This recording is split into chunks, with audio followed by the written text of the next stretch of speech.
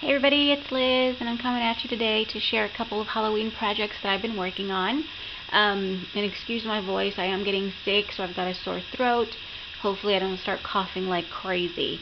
But I made a couple projects I definitely want to share with you. And these are some of the items that I created for one of my projects, and of course as I share the others, I'll share with you what I used for those. And what I wanted to do is I wanted to make some pieces to decorate my crafty space. And I did make a really cute banner, and these are the items that I used for my banner. I used this here from Tim Holtz. This is the arch frame die. Very, very cool die. I used this, cut out some chipboard and of course the pattern papers to create my banner, and it turned out really cute. Wait till you see it. So that's what I used. I used this die as well. This is Tim Holtz rosette die. And I actually bought this just a few months ago because I knew I wanted to make a lot of rosettes for Halloween and for Christmas. I never had it, and these are so fun to make. So I used that. I used the paper collection is Wicked Merchant. Wicked. It's called Wicked by my Mind's Eye, and I think it's from 2 years ago. I still have a lot of the papers, so. This is one of my favorites because it encompasses, the vintage style, the distressed look, and a lot of the great Halloween colors. So it's a really perfect paper pad. I also used some crinkled seam binding that I dyed using the Tim Holtz in spray stain in spiced marmalade. So that is my seam binding, and I also use these really cool what are they called? Plastic beads. I got these at Michael's in this really big pack. I was looking for black ones, you guys, to complete my banner. That was the last finishing touch, and I could not find any anywhere, and I wanted, the teardrop shape.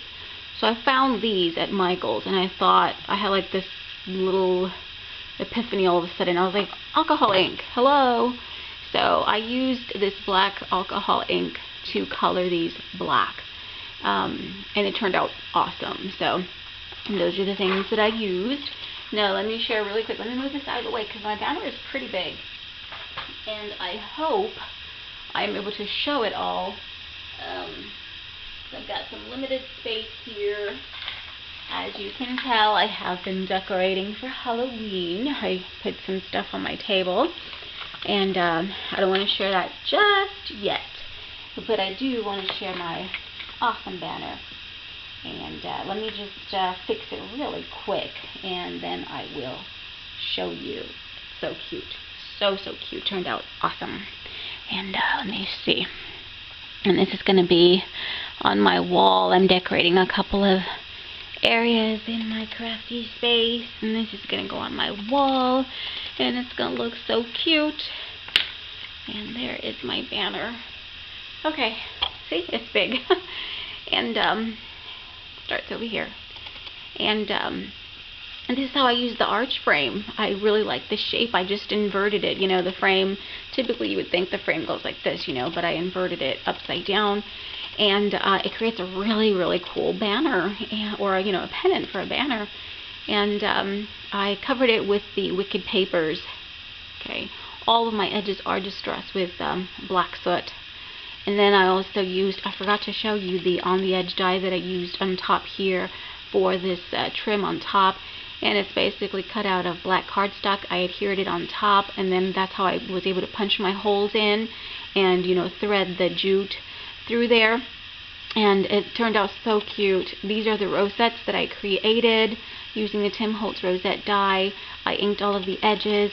And behind this is actually a small label by Spellbinders. I forgot to grab that too. Sorry about that. But this is a Spellbinders label die, and I think it's like one of the second or third to last of the different sizes. And this here is the Tim Holtz mini movers and shapers crossbone, or skull and crossbones or something like that. And I cut them out of orange glittery paper. I also cut it out of black foam because I wanted to make it pop. I wanted to give it dimension and be able to stick that on there and, stand out from the rosette. I added 2 rhinestones for the eyes, and I think that's a really cute touch. And then down here is where I use those baubles. See? I knew I wanted to incorporate, you know, the black baubles into my banner with some jump rings. And, you know, so after I colored them black with the alcohol ink, I just adhered them on there, or, you know, hooped them on there. And they turned out so cute. And on top here is where I created, like, you know, a bunch of little seam binding bows. They're like 4 loopy bows or whatever, fluffy bows. And I use these really cute glittery spiders that I picked up from Michael's. They're Recollections. I'm sure you guys have seen them. These are so cute. I used the entire pack. I think it was like 9 to a pack or something like that. And I used each of the spiders in the center of the bow. It turned out so cute. And so here's the bee. And then, you know, each of the rosettes I alternated. Like I did green and then black and then green and then black, you know, for the rosettes. And then the alphas that I used are from an old physics die, an alpha die. I can't remember what it's called because I actually bought it on eBay. It was used, so it didn't come in the original packaging. But I liked the font, and so I used, again, this is black glitter paper with some black foam, you know, just the little craft foam that we like to use. I cut that out so I adhered it to the letter just to give it dimension. And look how pretty. And then here's the E. Can you guess what it spells? So, really cute. And then here's, you know, the A.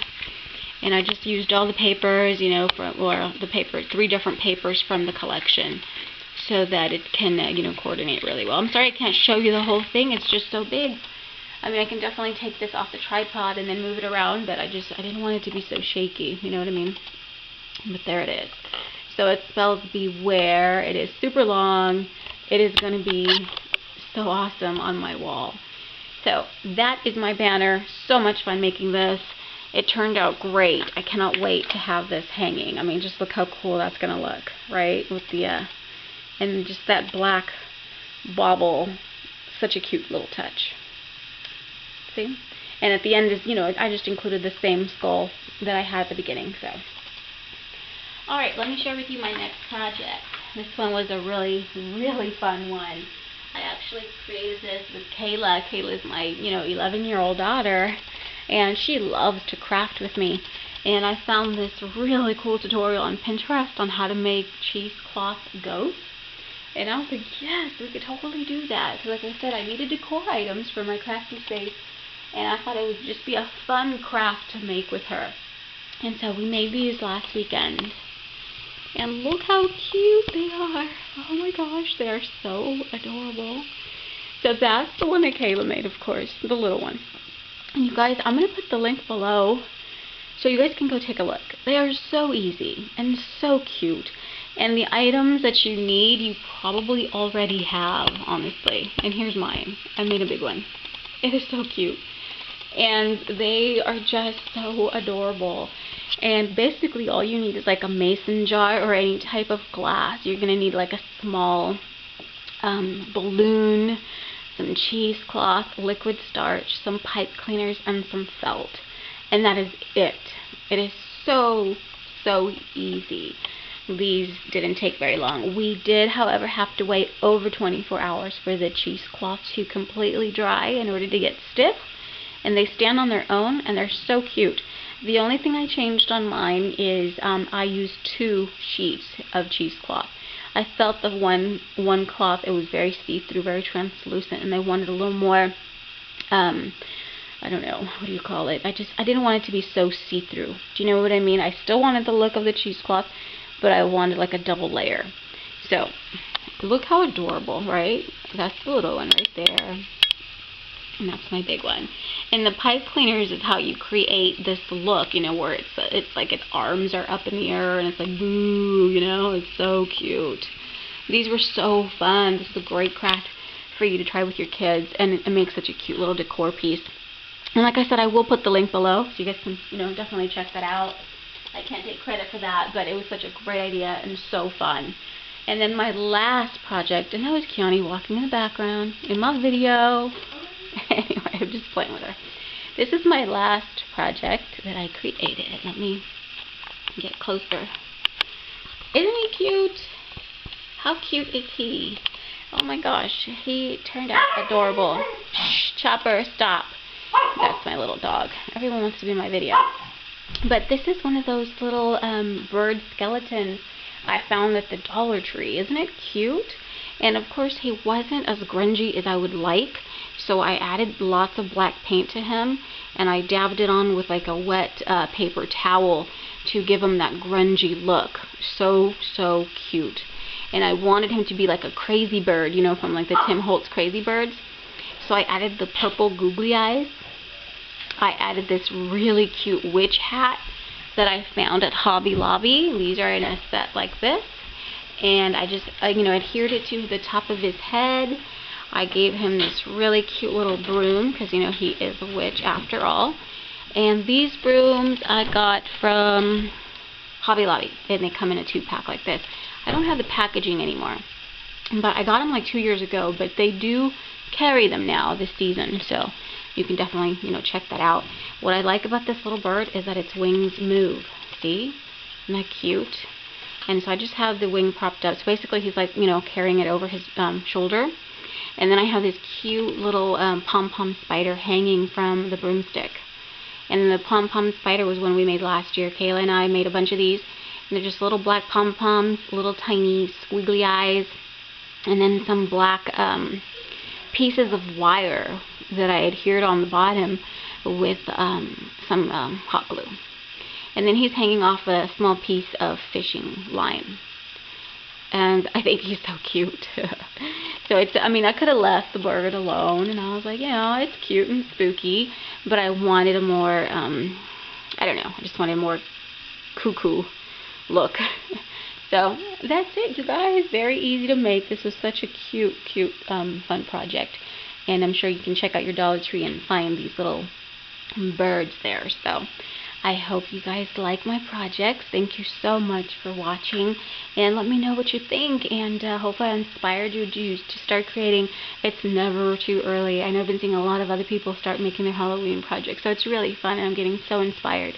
So thank you so much for watching, you guys. I'll be seeing y'all real soon. Bye-bye.